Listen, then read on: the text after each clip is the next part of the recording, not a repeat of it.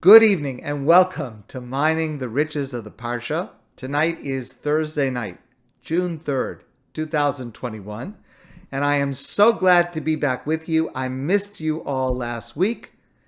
It was great to go. It's also great to come home, and it is wonderful to be together with you tonight, and I thank you for giving this time so that we can be together and to study together.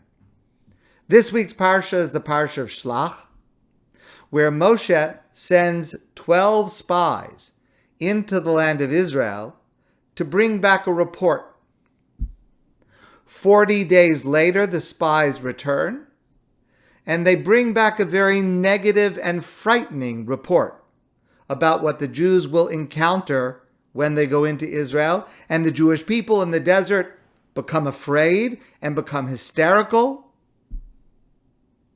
There were two of the spies, Kalev and Yehoshua, Joshua, who insisted that the land was good and that God would fulfill his promise to allow them to successfully conquer the land of Israel. But the people were hysterical. God became very, very angry with a terrible punishment to follow. And the question is, what did the spies do wrong? How did it go off the rails? After all, they reported what they saw. How did it turn into such a disaster? Rabbi Moshe Yosef Leiner was a Hasidic Rebbe in Ishbitzer in the early 1800s, and he wrote an important work called Mei Shiloach. He's known to us as the Ishbitzer. And he has an approach to this question in our Parsha that I'd like to share with you. But Bailey Newman helps to explain what the Ishbitzer says, starting from a very, very different source, Vincent van Gogh. In 1879, Vincent van Gogh was a young man, and he got a job as a preacher in a remote, poor village in the southern part of Belgium. He didn't do a very good job because after a few months, the church fired him. And he was disappointed. He didn't really know what he wanted to do with his life. And he moved to another small village, and he began there to draw and to write. He had a brother, a younger brother, Theo, that he was very, very close with throughout his life. And his brother Theo came to visit him. The real reason Theo came to visit was to report back to their family, to spy on him, so to speak. But his family were disappointed. Vincent didn't have a sense of direction in life. He didn't have a purpose in life. He wasn't really doing anything important. And so Theo came to visit to report back to his family how and what Vincent was doing. After that visit, Vincent van Gogh wrote a letter to his brother Theo. And he described himself as overcome by a feeling of sorrow and thrust in a struggle against despair because he realized that his family saw him as useful for neither one thing nor another. And they were profoundly disappointed in his lack of purpose and focus in life. Now, of course, we today know what Van Gogh went on to create, some of the most magnificent art in modern history. But at that moment, feeling misunderstood and unseen, Van Gogh writes the following parable. In the springtime, A bird in a cage knows very well that there's something he'd be good for.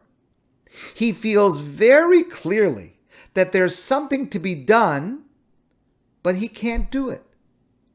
What it is, he can't clearly remember.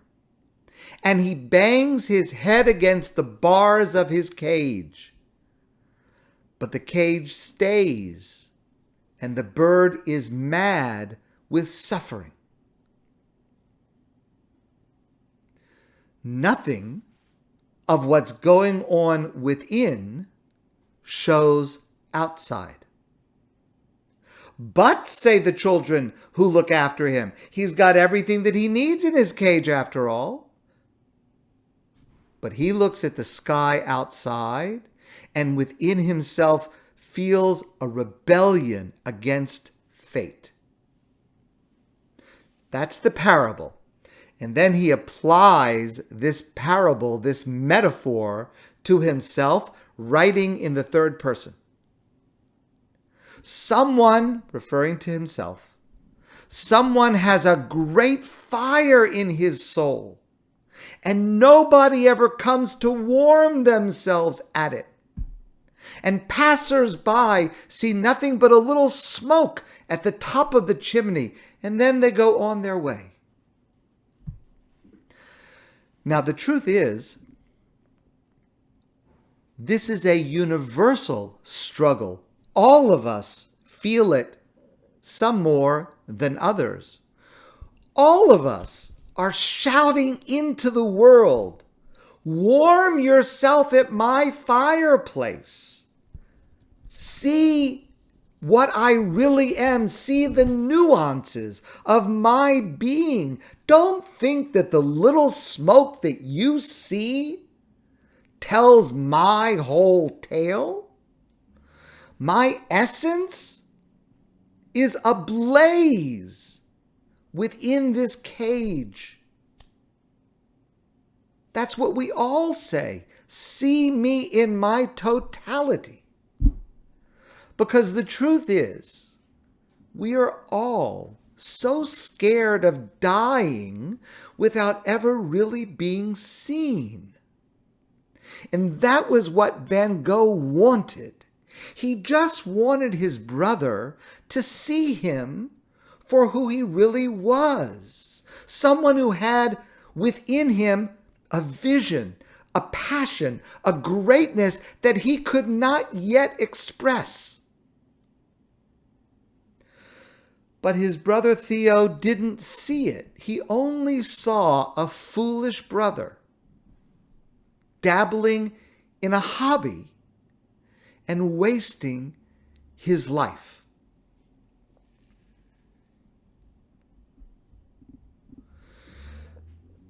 We are often like Van Gogh. We are, to a greater or lesser extent, birds in the cage who people think they understand, but we know inside they don't really understand us. They don't see what is inside of us. And if we are honest, we very often do the same thing to others. We are all at risk of seeing the smoke coming out of another's chimney, but forgetting that there is a fire burning within. There is nothing as enlivening or as holy as being completely seen. And conversely, there is nothing as draining or as painful as feeling misunderstood and misread and unseen. And that is a perfect metaphor for what is happening in our Parsha. God wants us to see Israel complexly. Israel is hard. Israel is challenging. In order to appreciate, sometimes We have to recognize that its outer appearance can be harsh. But God wants us to see more than just the smoke coming out of the chimney. God wants us to know that there is a fire burning in the fireplace of the land of Israel. There is a sweetness and a holiness and a passionate closeness to God. But you have to search for it. You have to look harder and deeper than just the surface.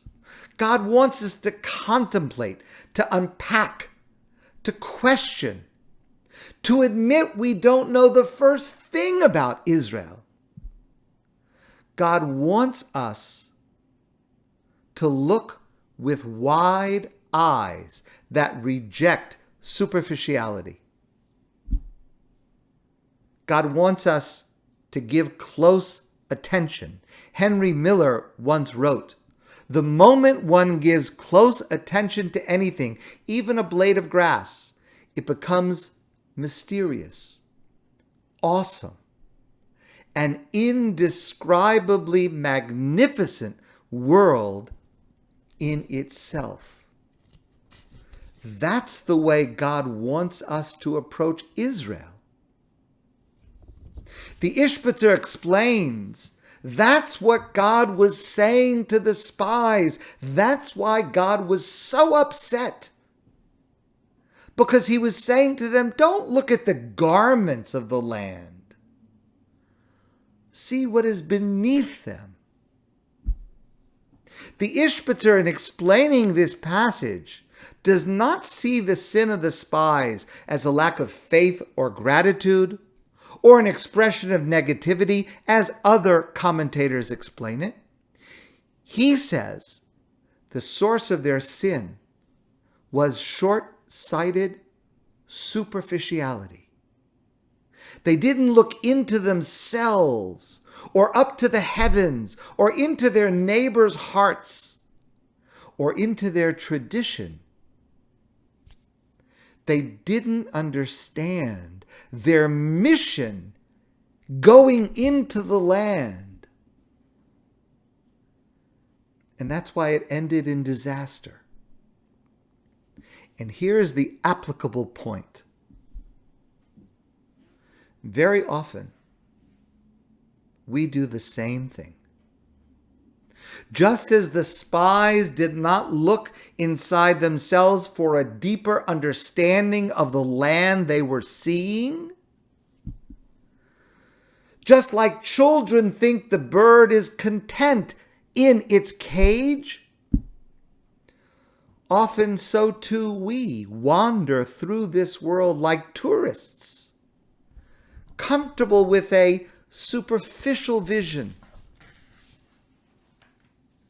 When we walk through this world, we ought to look on God or ourselves or others, not as tourists might look, with just a cursory glance. We're not meant to sightsee.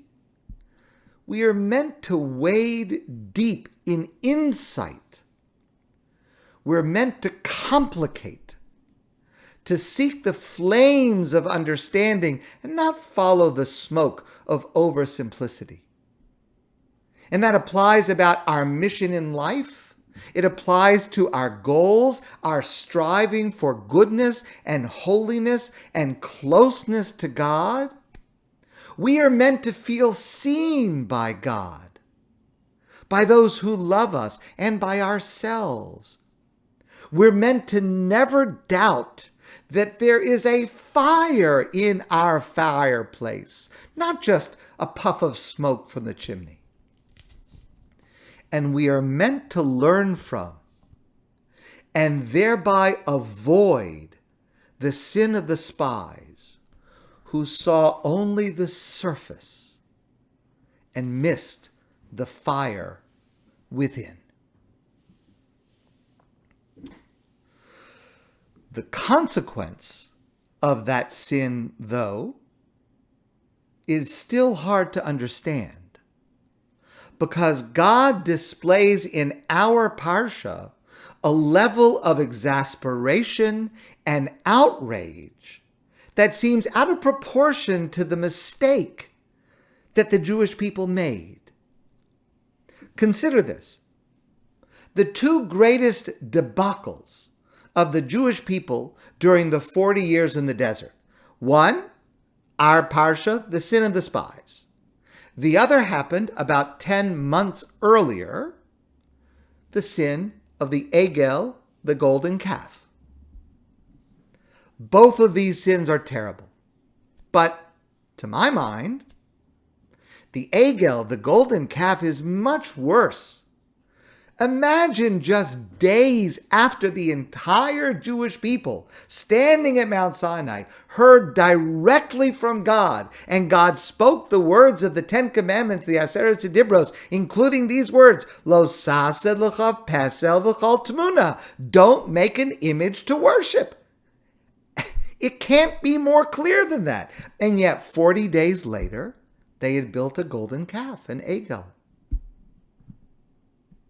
It's terrible. It's very, very serious. And yet somehow, after that mistake, Moshe is able to eventually get God to forgive the Jewish people.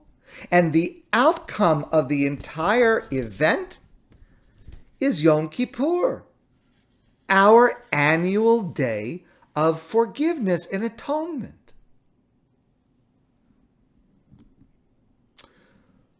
But the Meraglin, the spies? Okay. According to the Ishbitzer, they had too superficial a view of what they saw in the land of Israel. Or, according to others, a lack of gratitude or a lack of faith. They only saw the negative. Okay, it's terrible. But they were afraid. And they didn't actually disobey anything. They were afraid. And for that, God becomes so furious with them. There is no forgiveness in our Parsha. Even after Moshe intercedes. And by the way, Moshe's prayer asking God to forgive the people in our Parsha is almost verbatim the same prayer that was successful in achieving forgiveness after the golden calf. But here, Moshe fails. The entire generation would die in the desert. No forgiveness. No second chance. Only their children, the next generation, would enter Israel. Why is God's reaction here so strict and so unyielding? So I've shared before a couple of answers to this difficult problem, and here's another approach. There was a young couple, a young married couple, that went to visit Rabbi Yaakov Kamenetsky. Rabbi Yaakov Kamenetsky at that time lived in Monsey, New York. He was one of the greatest Torah leaders of the previous generation. And this young couple went to visit and to speak with him. And this young couple had a very young baby boy that was with them. While they were talking, sitting around the table, the little boy climbed up onto the table and knocked over some water glasses on the table. And the parents were mortified. Their child had misbehaved in the presence of one of the greatest scholars of Israel. They were about to get so angry at their child. They were embarrassed. How could their child do such a thing in such a place?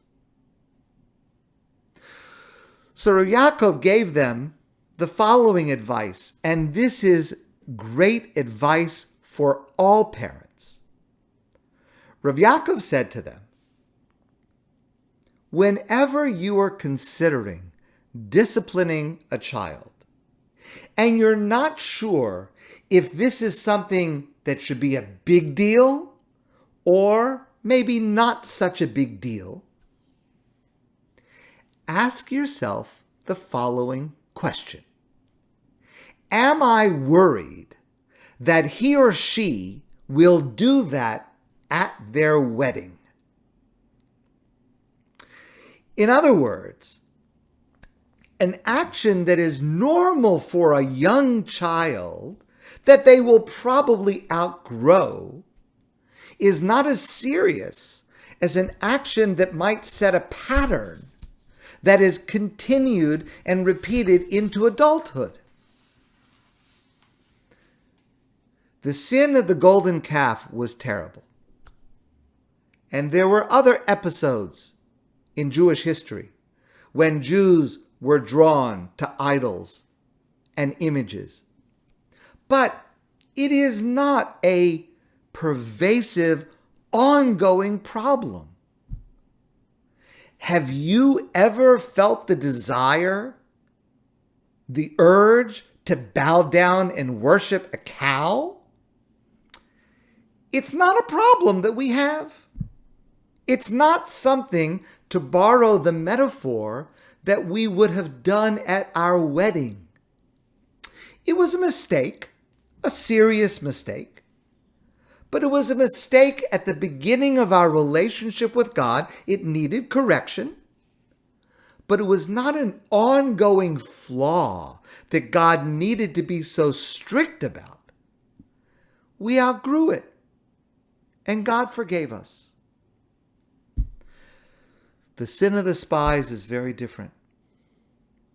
It is so serious and was treated so seriously by God because we all continue to do it even now. We cause hysteria and anxiety and fear in our lives and in the lives of others because we choose to focus on the negative rather than the positive. God cannot allow us to constantly make that mistake.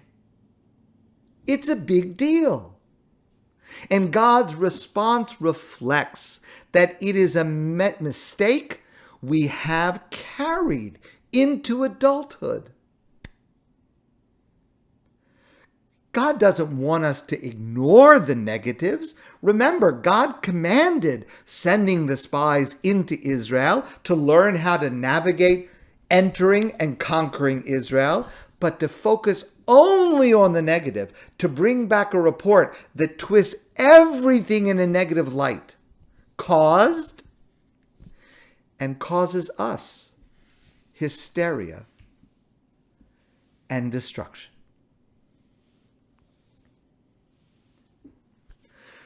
So this Shabbos, we have something that is truly remarkable. We've discussed in the past the role of the Haftorah. On Shabbos, we read the Torah in synagogue. And after we read the weekly Torah portion, we read the Haftorah. The Haftorah is a passage from one of the books of the prophets. We read it every Shabbos after the Torah portion. And somehow it is connected to the Torah portion.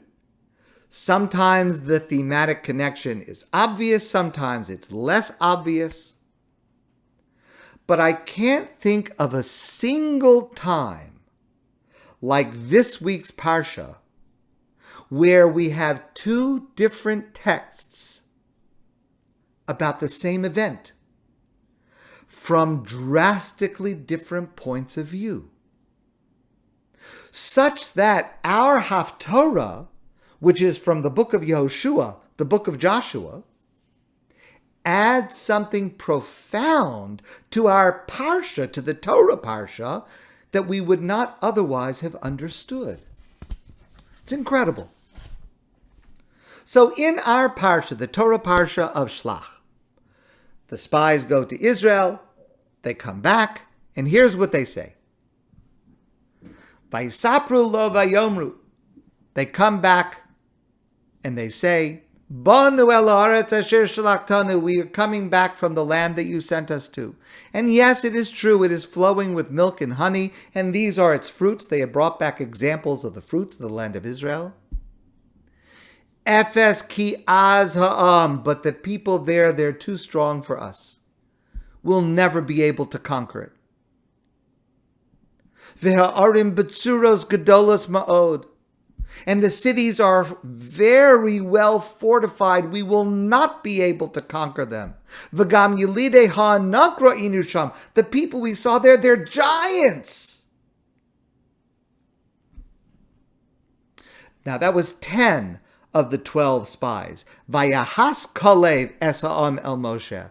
Kalev and Yehoshua intervened and they said, no, God has promised us this land. We will be able to conquer it. Don't listen to these 10 spies that are trying to frighten you. But the other 10 said, Lo nuchal lalos el ha'am, ki chazaku mimenu. We will not succeed because the people there are too strong for us. Ha'aretz asher avarnu ba lasurosa, the land that we just came from, that you told us to spy out and bring you a report, eretz ocheles yoshveahi. It is a land that eats up its inhabitants. And the people there are frighteningly gigantic. Such that, vanihi be'einenu kechagavim, we seemed in our eyes like grasshoppers. Vatisa kol ha'eda, vayitnu es kolam, vayivku ha'am balaylahu.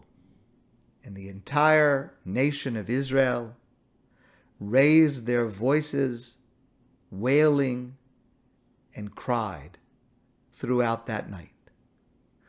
Vayolinu al Moshe v'al Aaron, and they complained against Moshe and Aaron.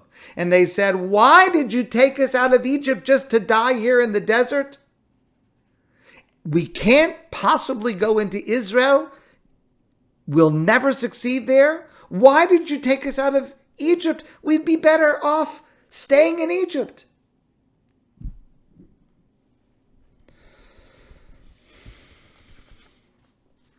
But here's the question.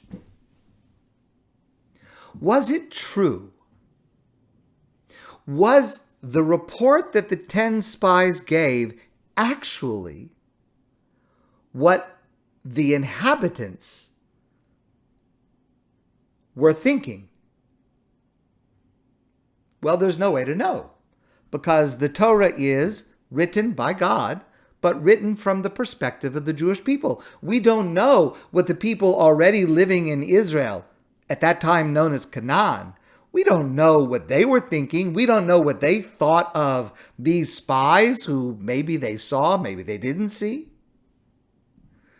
But wouldn't it be fascinating to know if we had some source inside Canaan that could tell us definitively what the people of Canaan were actually thinking at that time? We do. That is the subject of the Haftorah from the book of Joshua. The Haftorah tells a larger narrative, but it tells us about a perspective on the events in our Parsha that is very different from the perspective the spies give us. And it is just incredible to have two different sources, one from the Torah, one from the prophets, talking about the same incident from completely different points of view. Here's the Haftorah. At the end of the 40 years in the desert, just after Moshe died, Yehoshua is now the successor, the leader of the Jewish people, and Yehoshua finally is about to lead the Jewish people into the land of Israel. Vayishlach Yehoshua bin Nun meraglim. Yehoshua sends spies into the land first. And he says to them, L'chu u're'u es ha'aretz, go and spy out the land. Isn't it incredible that almost 40 years later, Yehoshua does again what ended up in such a disaster almost 40 years earlier? And Yehoshua, remember, was part of that story. Because while the 10 spies gave the negative report, Yehoshua was the one, along with Kalev, who insisted, no, we will be able to conquer it. And now they're on the cusp. They're on the edge. And Yehoshua sends 2 spies to spy out the land. Vayelchu vayavo beis isha ushma Rachav. The spies go into the land of Israel, the land of Canaan, and they go to a home of a woman whose name is Rachav. This woman, Rachav, hides them and protects them in exchange for their promise that when the Jewish people do come into the land of Israel, that she and her family will be saved. And then she explains why she is willing to do this. Vatomer el ha'anashim, and she says to these 2 men, these 2 spies, Yadati ki nasan Hashem lochem es haaretz. I know that God is going to give you, the Jewish people, this land of Israel. And v'chi namogu kol yoshvei haaretz mibnechem. I know that everyone here will melt in fear before you. How does she know that? Ki shamanu es asher hovish Hashem esmei yamtzu b'bnechem. We heard the story about your God and the miracles taking you out of Egypt, splitting the Red Sea, fighting your battles for you. We heard about all this. Vanishma vayimas levavenu. We heard these stories and our hearts just melted.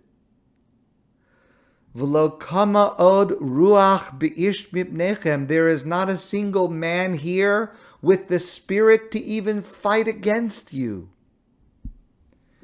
Ki Hashem Elokechem hu Elokim b'shamayim mimal v'al haaretz mitachas. Because your God, that's the real God. He's the God of heaven and earth, and we have no chance against you. The spies return and give their report to Yehoshua.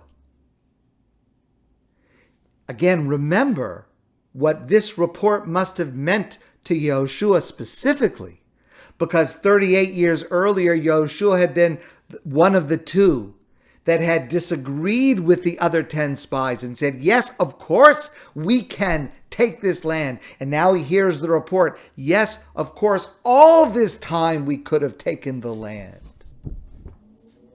But Yehoshua was ignored. So the 2 spies come back to the Jewish people. Vayashuvu shnei ha'anashim vayerdu me'ahar vayavru vayavol Yehoshua ben Nun. The 2 spies come back. They come in front of Yehoshua, the leader. Vayisapru lo es kol ha'motzos osam, and they tell the entire report to Yehoshua. Vayomru al Yehoshua, and they say to Yehoshua, Ki nasan Hashem biyadenu es kol haaretz. God will place the entire land in our hands. V'gam namogu kol yoshvei haaretz mipanenu. All of the inhabitants of Canaan are frightened to death of our approach. Imagine how different our Parsha would be. And imagine how different the rest of the Torah would be if the spies in our Parsha had that piece of intelligence, had brought back that report. And I want to suggest to you that this holds for us 3 very important lessons. The first lesson is that people should have trusted God. regardless of what the spies said. God had promised he would lead us to the land of Israel. He would give us the land of Israel. And when God promises something, God lives up to his promises. They should have believed. Doesn't matter what the spies said. That's number one.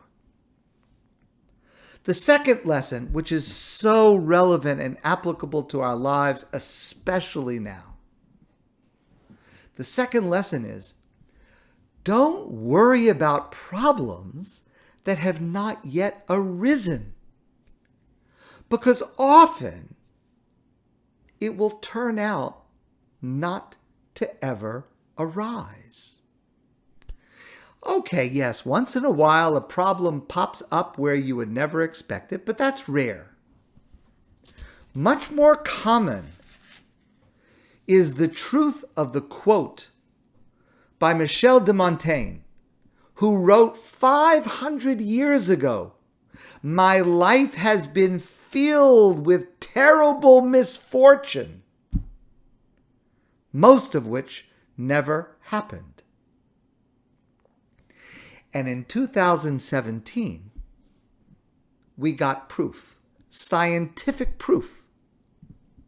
A group of scientists did a study where they had subjects in this study write down their worries over an extended period of time.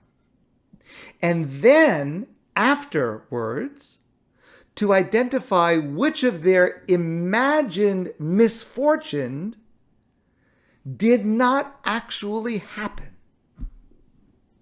And lo and behold, it turns out that 85% of what people were worried about happening to them never happened. Our Haftorah shows us that our Parsha is a perfect example of that. And we need to strive to remind ourselves every time we anticipate something bad happening, doesn't pay to worry about it before it happens, because there's an 85% chance it will never happen.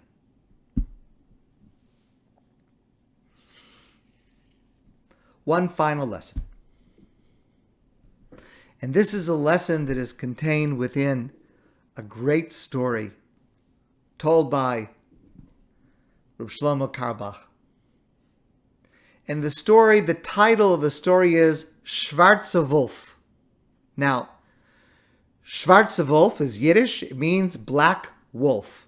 So before I go any further, I just want to explain something. The word Schwarz, in English we would pronounce it Schwartz, is the Yiddish word black. That word, unfortunately, has been used by some people in a derogatory manner about certain people concerning their skin color. And that is a terrible thing to say, and it is a terrible word to use. A person should never use that term referring to other human beings who are children of God, just like you and me. But the word just means the color black. And here in this story, I'm just using this term, Schwarze Wolf, to mean black wolf. And the story goes like this. There was once a man who lived in a town called Chentidkov. And this man and his wife were very sad because they could not have a child. They wanted to have children. They tried to have children. They did everything in their power to have a child. They prayed to God. They engaged in Torah learning. They gave money to tzedakah. 18 years of marriage passed, and God had not decided to bless them with a child. So they decided to go see their Rebbe, the Koznitzer Maggid, who was the greatest Hasidic Rebbe at that time. The man went to the Rebbe The Rebbe listened very carefully, and then he put down his head for a long time. And finally he lifted his head and he said, "The gates in heaven to have a baby are closed for you and your wife. They will not open. I cannot open them for you either." The man heard these words and his heart sank. There was no hope, because if the Rebbe, the greatest, couldn't help him, who could? But then the Kuznetzer Maggid continued and he said, "Even though I can't open the gates of heaven for you to have a child, there is someone who can. There's only one person in the world who could possibly open the gates of heaven for you, that God would change his mind and allow you and your wife to have a child. And his name is Schwarze Wolf." Now the man knew who Schwarze Wolf was. Schwarze Wolf was a mean man. He lived in the forest. No one liked him because he was always screaming at people. He looked like a monster. He was scary and frightening and mean. First, the man thought maybe the Rebbe's talking about another Schwarze Wolf, but the Rebbe said, Schwarze Wolf that lives in the forest. And the Rebbe says, I'm telling you, he is one of the greatest hidden tzaddikim, righteous people in the entire world, and he is the only person that can help you. So the man came back to his town, and he started asking people if they had any idea, any experiences with this person, Schwarze Wolf. He found a few people who had tried to visit this person, but they all became scared because they heard screaming in the house before they even approached, and they just ran away. So now this man had a real problem, because there's only one person in the world that can help him with this terribly difficult problem, and he is a person that is so mean and so angry and so horrible, there's not even a way to approach him. But finally, he had an idea. His plan was as follows. On a Friday afternoon, he was going to go take a walk in the forest. He was going to pretend that he was lost. And he would just happen to come to the house of Schwarze Wolf just before Shabbos. And he would knock on the door. This is his plan. He would knock on the door. He would say, I'm a traveler. I'm lost in the forest. Shabbos is about to start. I need a place to stay for Shabbos. Nobody can refuse another Jew who's desperate to find a place to stay for Shabbos. He's got to let me in. That was the plan. So the next Friday afternoon, the man sets off. He had to leave his wife. He had to be away for the weekend. He's walking in the forest late Friday afternoon, and he sees Schwarze Wolf's house. It is an ugly, broken down, falling apart monstrosity of a house.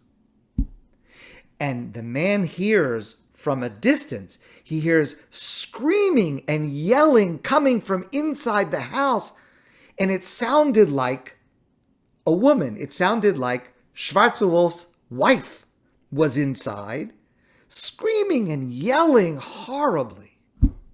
But he's got to go to the house.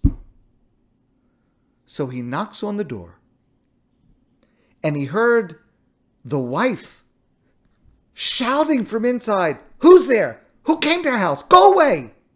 We don't want anybody here. You know this is Schwarze Wolf's house. If Schwarze Wolf finds out that you came here, he's going to tear you into little pieces. Go away." Now, the truth is, the man was actually a little bit lucky that it was the wife who answered, because if it had been Schwarzer Wolf, he would have just torn him to pieces immediately without telling him anything. But the man was persistent. He said to this woman, listen, I'm a Jewish person. I'm traveling. I'm lost. Please help me. I need a place to stay for Shabbos. This woman was so mean and so scary. And she said, go away. If my husband finds you here, he's going to kill you anyway. Go away. But he says, he pleads with her. I just need a place for Shabbos. So she says, okay. Go to the barn. Stay in the barn. Don't come out of the barn, because if you come out of the barn, my husband will kill you. So go into the barn. Stay there. Don't move. Don't come out. I wish you wouldn't have come anyway. All right. He goes into the barn. He sits down. He's waiting for something to happen. And obviously, he's very, very scared. After a while, he heard noises coming from the house. He heard two people yelling at each other. Schwarzer Wolf and his wife are now yelling and screaming at each other. And she says to him, Schwarzer Wolf, I'm going to tell you something that I was not going to tell you, but I'm going to tell you. What are you going to tell me that you were not going to tell me? Well, somebody came to our house.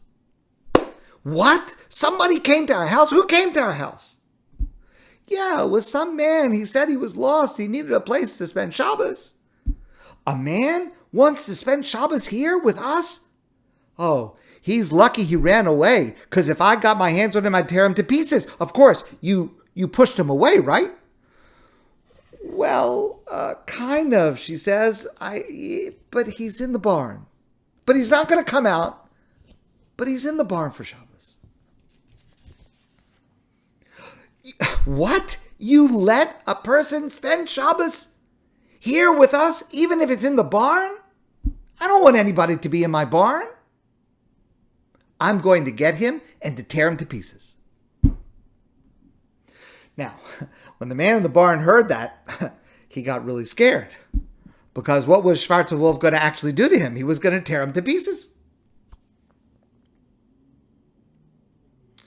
But at the same time, this man had kind of a strange feeling, because his Rebbe, who he trusted with his life, had told him that somehow this man is the greatest hidden righteous person in the whole world. It just doesn't seem to make sense. Schwarzer Wolf came into the barn.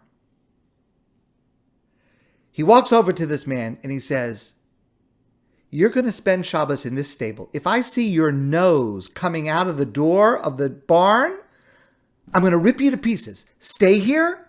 Don't move. I don't want to see you. And after Shabbos, get lost. Okay? The man sits down in the barn. And he thinks to himself, this is very strange. Because my Rebbe sent me here. He did not make a mistake.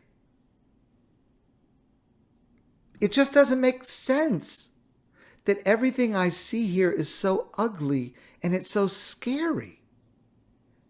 If God actually wants to give me a blessing, why couldn't he give it to me in a different way? Then the following idea came to him. He said, a tzaddik, a righteous person, is a person who is not living for themselves.